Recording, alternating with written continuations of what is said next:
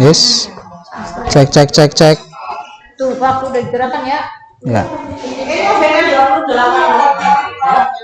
Siap.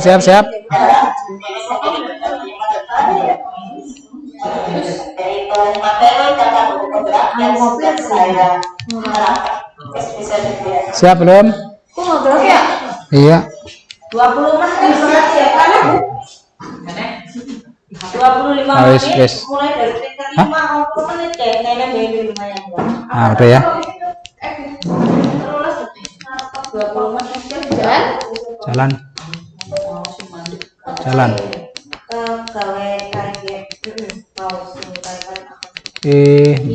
Mang dhuwur ora gelem kok. Film TV bisa kamu kan saya pengalaman dari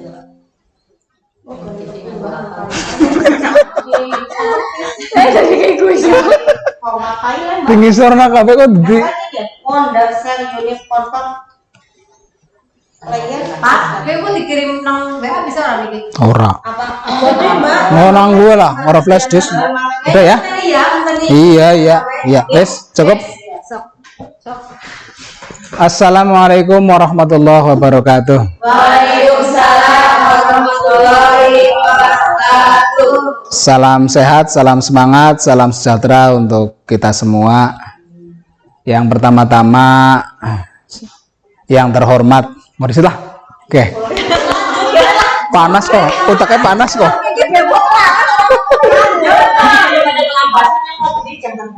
Iya.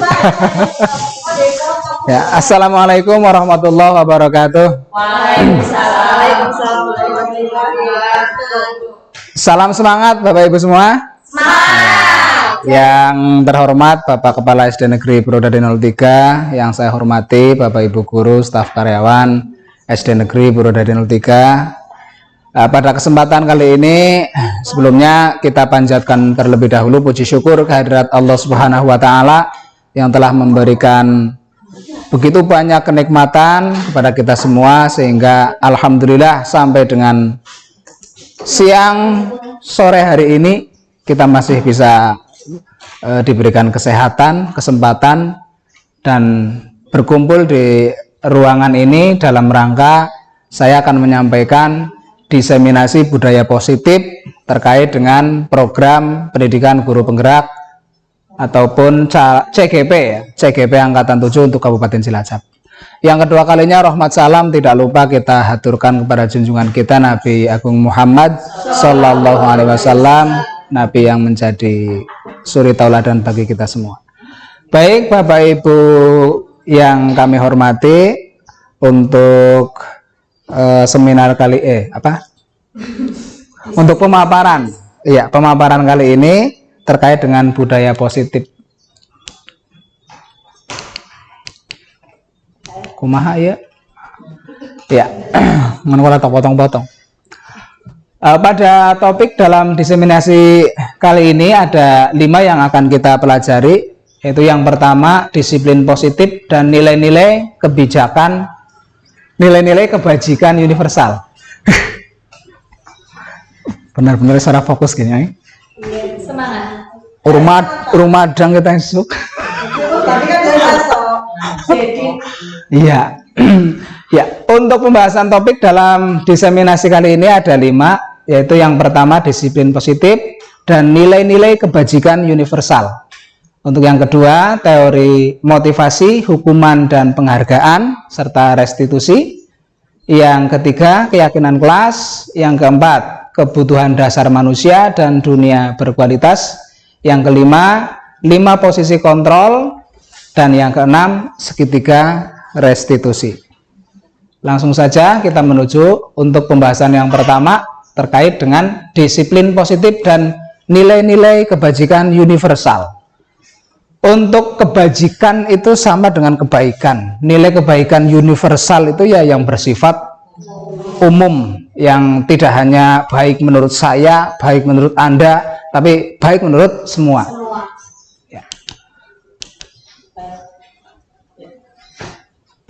Berkaitan dengan disiplin positif, ada teori kontrol atau teori pilihan dari Dr. William Glasser. kita bisa lihat bagannya ya. Anda tidak bisa mengontrol orang lain, hanya Anda yang bisa mengontrol diri Anda. Dan semua perilaku memiliki tujuan. Kemudian model berpikir menang-menang, kolaborasi dan konsensus menciptakan pilihan-pilihan baru. Serta realitas atau kebutuhan kita berbeda. Kita berusaha memahami pandangan orang lain tentang dunia.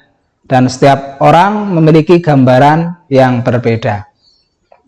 Nah, dari yang disampaikan tersebut, maka untuk makna disiplin, ya, makna disiplin menurut Dr. William, yaitu belajar kontrol diri dengan menggali potensi kita agar tercapai tujuan mulia, yaitu sesuatu yang menjadi seseorang yang kita inginkan berdasarkan nilai-nilai yang kita hargai. Untuk teori motivasi, meliputi yang satu, untuk yang pertama, untuk menghindari hukuman, yang kedua untuk mendapatkan imbalan, dan yang ketiga untuk menghargai diri sendiri. Dari ketiga teori motivasi tersebut, dua yang pertama yaitu motivasi ekstrinsik atau eksternal, itu berasal dari luar diri kita. Untuk yang ketiga, menghargai diri sendiri, itu yang motivasi intrinsik. Nah, dari teori motivasi tersebut yang paling diharapkan adalah yang ketiga, karena bersumber dari dalam diri kita. Dari motivasi yang internal itu, maka akan muncul nilai-nilai kebajikan universal, dan itu nanti bisa dituangkan pada keyakinan kelas. Selanjutnya, 5 posisi kontrol. 5 posisi kontrol kita sebagai seorang guru meliputi 1. Penghukum, 2. Pembuat rasa bersalah, 3. Teman, 4. Pemantau, dan yang kelima manajer. Untuk penghukum dan pembuat rasa bersalah itu masuk pada ranah hukuman pada teori motivasi. Jadi termasuk kategori motivasi ekstrinsik. Kemudian yang ketiga, posisi kontrol teman dan pemantau. Yang keempat, itu juga masih sama, masih wilayah motivasi ekstrinsik. Dan yang kelima, posisi kontrol yang ini menurut saya, atau ya kita sepakat lah untuk manajer itu yang terbaik, yaitu pada ranah motivasi internal, intrinsik. Nah, tentunya dalam kita memposisikan diri kita pada 5 posisi kontrol tersebut menyesuaikan situasi kondisi. Terkadang memang kita butuh maksudnya murid itu butuh seorang teman. Ketika seorang murid butuh seorang teman, maka posisi kontrol kita berada di teman. Dan seterusnya sesuai dengan situasi kondisi yang terjadi. Nah, dalam kita mempraktekkan memposisikan kita pada 5 posisi kontrol tersebut, itu dengan cara segitiga restitusi, yang mana pada segitiga restitusi itu meliputi yang pertama menstabilkan identitas, yang kedua validasi tindakan yang salah atau validasi kebutuhan, yang ketiga menanyakan keyakinan. Kita lanjutkan 5 kebutuhan dasar manusia. Ada yang pertama bertahan hidup, yang kedua penguasaan, yang ketiga kasih sayang dan rasa diterima, yang keempat kesenangan, dan yang kelima kebebasan. Bapak Ibu yang saya hormati, Bapak Ibu tentunya sudah tidak asing dengan kata disiplin. Kita sangat sering sekali mendengar kata disiplin. Apa makna disiplin?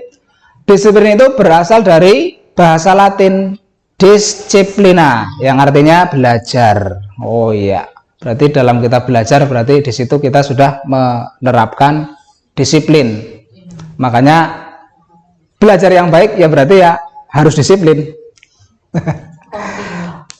Ya, selanjutnya nilai-nilai kebajikan universal yang diharapkan dari adanya nilai-nilai kebaikan yang kita miliki, terutama pada anak didik kita, yaitu tercermin dalam profil pelajar Pancasila yang meliputi beriman, bertakwa kepada Tuhan Yang Maha Esa dan berakhlak mulia, mandiri, bernalar kritis, berkebinekaan global, bergotong royong, dan kreatif.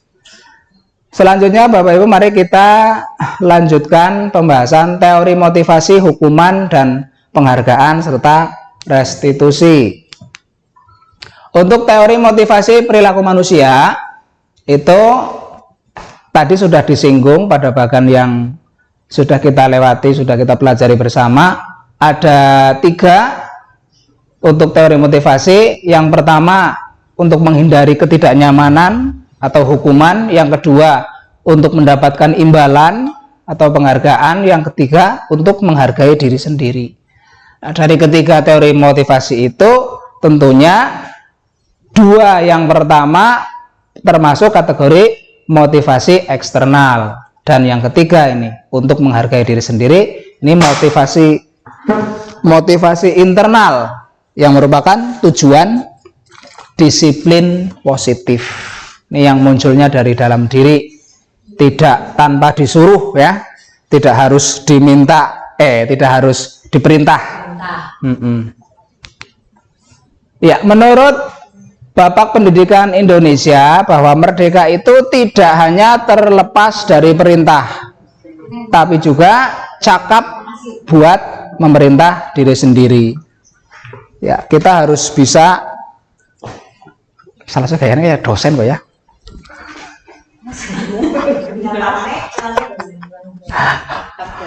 Iya, main ngono. Iya, merdeka katakan lah. Kita harus cakap untuk buat memerintah diri sendiri.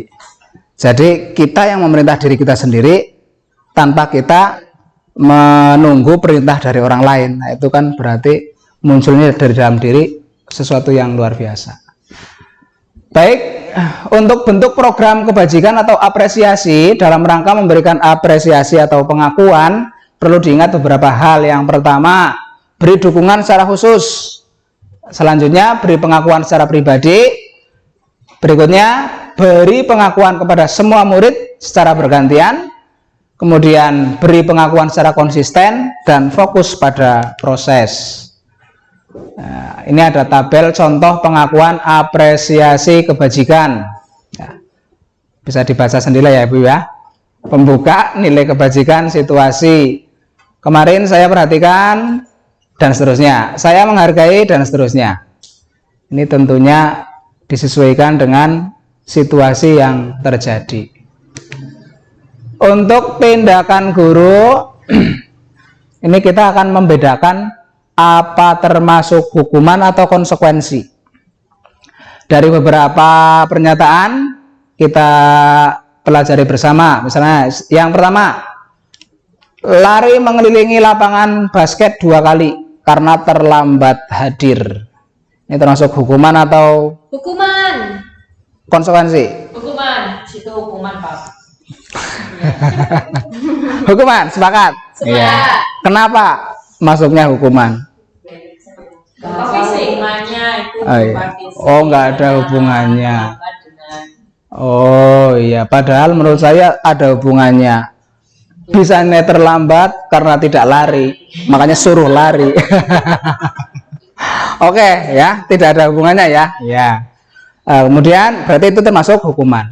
Lari mengelilingi lapangan basket 2 kali karena terlambat 10 menit, tapi untuk pelajaran PJOK. Sama-sama terlambat ya. Padahal sama-sama terlambat. Ini masuknya kategori hukuman atau konsekuensi? Konsekuensi. Kenapa konsekuensi? Pada saat pelajaran PJOK. Oh iya, PJOK ya. Olahraga, olah fisik ya. Dalam PJOK ada materi lari. Ya. Untuk konsekuensi dan hukuman ini bisa kita lihat ada perbandingan lah ya, perbandingan. Dari hukuman itu sesuatu yang menyakitkan, pada konsekuensi itu sesuatu yang memang harus terjadi. Jadi ya sakit atau tidak sakit, wong itu memang harus terjadi ya terjadilah. Itu pada ranah konsekuensi, iya. Lakon. Iya, tapi pada hukuman menyakitkan. Jadi memang kadarnya lebih apa ya? Lebih bijak ataupun lebih bisa diterima untuk yang konsekuensi. Anak bisa lebih lebih menerima lah ketika dia melakukan karena itu sebuah konsekuensi. Hukuman juga membuat anak sakit. Iya betul, membuat sakit. Iya, sakit yang lebih parah itu sakit hati. Sakit gigi sih masih bisa diobati ya, sakit hati susah ngobatinya ya. Enak juga sakit gigi. Katanya iya, katanya. Ketika pada hukuman itu anak merasa sakit, baik fisik maupun non fisik, nah pada ranah konsekuensi anak merasa tidak nyaman, dan hanya dalam jangka waktu yang pendek. Kemudian lagi pada hukuman anak membenci kedisiplinan, pada konsekuensi anak menghargai kedisiplinan. Pada hukuman berupa paksaan, pada konsekuensi berupa stimulus atau tanggapan. Pada akhirnya bahwa di hukuman itu ada marah, ada rasa bersalah, dipermalukan, merasa tidak dihargai. Namun pada konsekuensi kehilangan hak, dibuat tidak nyaman, diasingkan untuk sementara atau time out, ya Bu Mariati, time out. Yes. Apa itu time out? Keluar dari waktu. Habis. Baik. Habis waktunya. Ya, terkait dengan hukuman dan konsekuensi, kita ada 3 pembahasan: hukuman, konsekuensi, dan restitusi. Tentunya yang lebih baik lagi adalah restitusi. Hukuman tidak baik, konsekuensi lebih baik, restitusi paling baik. Ya. Untuk hukuman lebih cenderung dampaknya negatif, untuk konsekuensi cenderung dampaknya netral, tapi pada restitusi dampaknya insya Allah akan baik, positif. Mari kita pelajari bersama apa itu restitusi. Restitusi adalah proses menciptakan kondisi bagi murid untuk memperbaiki kesalahan mereka. Dalam rangka restitusi ini kita tidak menghakimi anak, kita tidak menghukum anak, kita tidak menyalahkan anak. Namun kesimpulan dari restitusi itu bahwa kita memfasilitasi anak biar anak bisa menemukan kesalahannya sendiri dan bisa mencari solusinya sendiri. Nah, di situ peran kita dalam melaksanakan rumus restitusi. Selanjutnya, restitusi itu punya ciri-ciri. Ada 9 ciri-cirinya. Yang pertama, bahwa restitusi itu bukan untuk menebus sebuah kesalahan. Yang kedua, restitusi bisa memperbaiki hubungan. Yang ketiga, restitusi berupa tawaran atau bukan paksaan. Yang keempat, restitusi menuntun untuk melihat ke dalam diri, berarti lebih ke introspeksi. Yang kelima, restitusi mencari kebutuhan dasar yang mendasari tindakan. Sebagaimana kita tadi sudah jelaskan, ada 5 kebutuhan dasar manusia, ya ini, bahwa restitusi ini mencari kebutuhan tersebut. Yang keenam, restitusi diri adalah cara yang paling baik. Yang ketujuh, restitusi fokus pada karakter, ya, akhlak, ya, bukan hanya sekedar pada sikap atau tindakan. Yang kedelapan, restitusi fokusnya pada solusi atau pemecahan masalah. Yang kesembilan, restitusi mengembalikan murid yang berbuat salah pada kelompoknya. Ketika anak berbuat salah, maka dia semacam terlempar dari kelompoknya karena dia berbeda sendiri, tidak sama dengan kelompoknya. Tapi ketika langkah restitusi dilakukan dalam rangka mengembalikan posisi dia kembali kepada kelompoknya, iya, dengan karakter yang lebih kuat.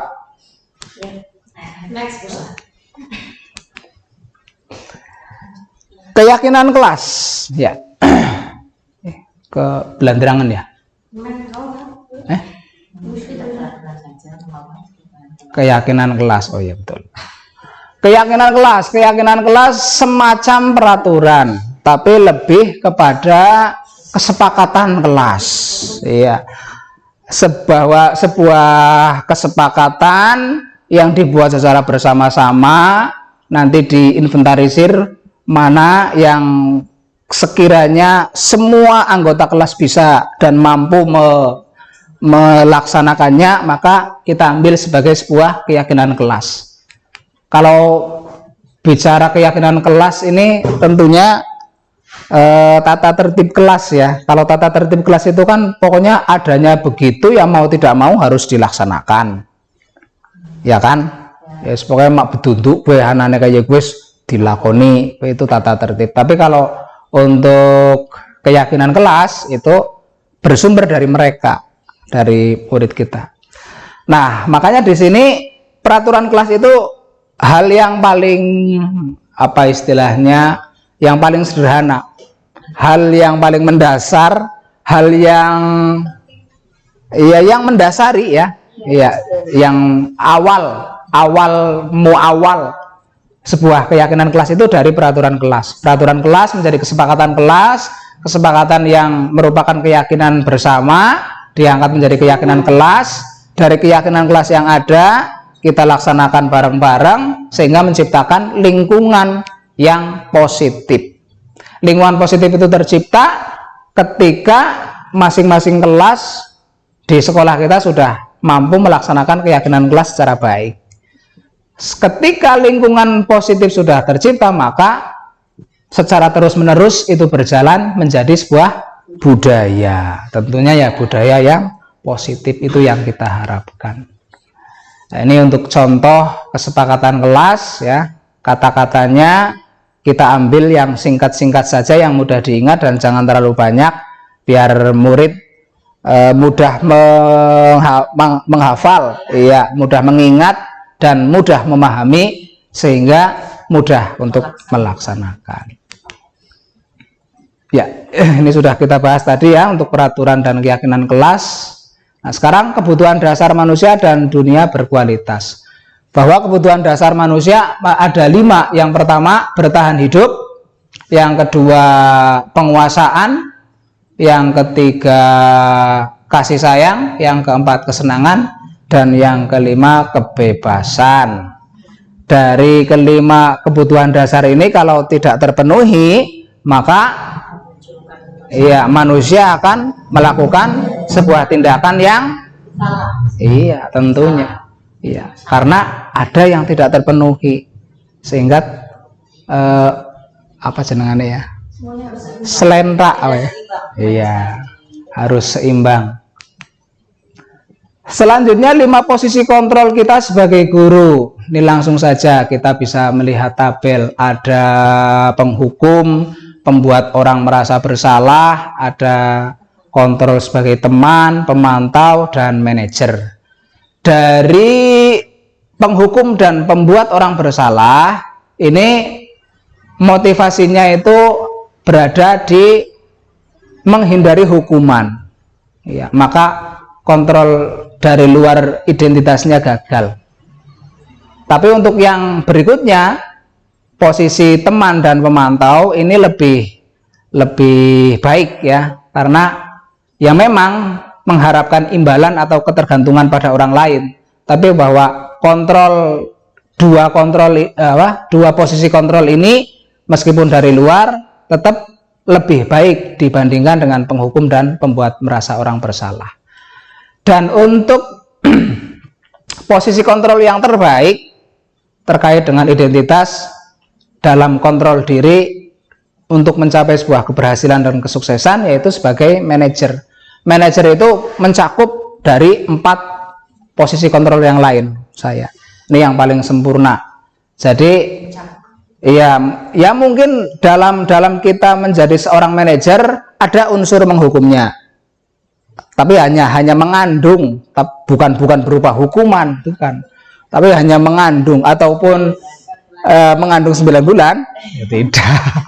Manajer itu ya pokoknya mencakup semua, dia mengatur, mengidentifikasi masalah, menginventarisir, kemudian mengarahkan siswa untuk menemukan permasalahannya sendiri. Nah, di situ. Jadi yang paling top menurut saya posisi kontrolnya adalah manajer. Ya, segitiga restitusi ini sudah tadi disinggung. Segitiga restitusi meliputi 3 tahap. Yang pertama menstabilkan identitas, yang kedua validasi kebutuhan ataupun validasi tindakan yang salah, yang ketiga menanyakan keyakinan. Untuk menstabilkan identitas gue, bahasa kepenake ya gawe bombong ya, gawe bombong. Kemudian validasi tindakan yang salah itu ya apa, kita menanyakan alasan. Dan setelah kita gawe bombong, wisman dan bombong, menanyakan yang berkaitan dengan kesalahan yang dilakukan, baru kita mengembalikannya kepada konsensus awal, yaitu keyakinan kelas. Nah, itulah langkah-langkah restitusi. Ini sudah saya jabarkan tadi ya, menstabilkan identitas. Ya, untuk contoh pembuatan keyakinan kelas, ini siswa, karena kita kelas 2, saya mengajar kelas 2. Kelas 2 memang harus lebih dibimbing. Jangankan membuat sebuah pernyataan yang baik gitu ya, untuk menuliskan, ya menulis yang baik saja masih susah. Tapi ya tetap bisa secara berkelompok. Nanti anak disuruh membuat kalimat-kalimat sederhana lah yang mengandung keyakinan kelas. Iya, kata kuncinya kan ada semisal tanggung jawab, disiplin, menyayangi, iya, kasih sayang, ataupun kesehatan dan seterusnya. Ini mereka lakukan di sticky note, kemudian ditempel pada papan tulis. Dari hasil kerjaan mereka diambil yang kelompok yang sama, kemudian disepakati menjadi sebuah keyakinan kelas. Ya, demikian Bapak Ibu untuk penjelasan diseminasi saya kali ini. Mohon maaf dari awal tentunya banyak sekali kekurangan, namun sebelum saya tutup, barangkali ada yang mau ditanyakan terkait dengan yang saya jelaskan. Silakan Bu Ratna. Ya, terima kasih atas waktunya. Saya mau bertanya kepada Bapak. Monggo nggih. Apa yang sudah dipaparkan oleh Bapak ini tadi sangat menarik sekali, bagus Pak. Nah, Amin, amin. penerapannya di lingkungan sekolah kita untuk agar budaya positif itu terwujud, alangkah lebih baiknya kiat-kiatnya atau gimana? Terima kasih. Ya, baik, pertanyaan yang luar biasa menguras. Ya, kiat-kiat bagaimana untuk menciptakan sebuah budaya positif di sekolah kita ya. Kalau menurut saya ya dimulai dari kelas kita. Lingkungan yang paling sederhana dari sebuah sekolah kan kelompok itu ada di kelas. Nah, berarti mulai dari kelas. Dari kelas kita buat kesepakatan kelas menjadi sebuah keyakinan kelas, dan kita upayakan untuk betul-betul pelaksanaannya itu ya paling tidak ya diupayakan untuk 100%. Bagaimana caranya? Ya wajar lah kalau misalnya anak masih suka melanggar 1-2 gitu. Tapi bahwa kita mengupayakan penerapan keyakinan kelas itu secara optimal. Ketika semua kelas sudah bisa melaksanakan seperti itu, ya insya Allah lambat laun lah ya. Iya, lambat laun lingkungan kelas tercipta budaya positif, lingkungan sekolah jadi terwujud budaya positif. Mungkin seperti itu, Bu. Ya, terima kasih. Sudah cukup, Bu Ratna. Tidak ada lagi. Bu Mariati tidak tanya? Oke. Oh iya. Oke. Terima kasih Bapak Ibu sudah meluangkan waktunya. Dari awal sampai akhir saya jelas banyak sekali kekurangan. Saya akhiri. Saya mohon maaf ya. Saya akhiri. Assalamualaikum warahmatullahi wabarakatuh. Waalaikumsalam warahmatullahi wabarakatuh.